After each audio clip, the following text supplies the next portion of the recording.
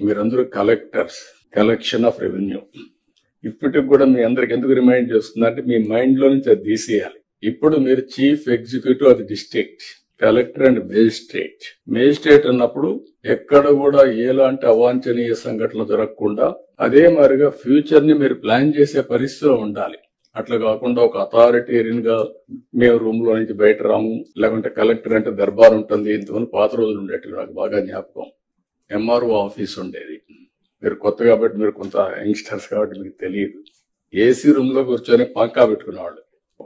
మనిషి ఉండి దాన్ని లాగుతా ఉండేవాడు. అంటే అది స్టేటస్ సింబల్ అయిపోయింది. బ్రిటిష్ వాళ్ళు ఉన్నప్పుడు కరెంటు లేదు కాబట్టి ఫ్యాన్ కూడా సరిగా లేకపోతే పంకా పెట్టి దాన్ని లాగుతా ఉంటారు, గాలి ఇస్తూ ఉంటారు. అలాంటి ఓల్డ్ అడ్మినిస్ట్రేషన్.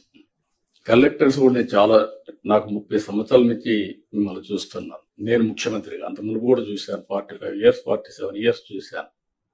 అయితే ఈ రోజు మనం గుర్తుపెట్టుకోవాల్సింది ఏంటంటే కలెక్టర్ అనే వ్యక్తి చాలా ప్రజల్లో ఒక ప్రగాఢమైనటువంటి ఇంపాక్ట్ క్రియేట్ చేయగలుగుతాడు. I can say one word, me carrier లో కలెక్టర్, ఆ తర్వాత చీఫ్ సెక్రటరీ. అందరికీ చీఫ్ సెక్రటరీ రాదు, కానీ మెజారిటీకి అనివార్య కారణాలుంటే తప్ప కలెక్టర్ గా రిజెక్ట్ చేయరు.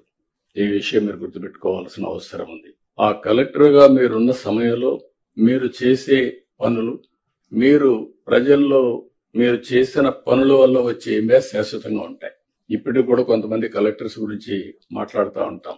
ఒక చీఫ్ మినిస్టర్ ఎట్లయితే రాష్ట్రంలో ఒక ప్రగాఢమైన ముద్ర వేస్తారు, కలెక్టర్స్ కూడా వాళ్ళ పరిపాలన ద్వారా అలాంటి ప్రగాఢమైనటువంటి ఇంపాక్ట్ క్రియేట్ చేసే పరిస్థితి వస్తుంది. కాబట్టి మీరందరూ మళ్ళీ అది నేను రిమైండ్ చేస్తున్నా మీ అందరికీ.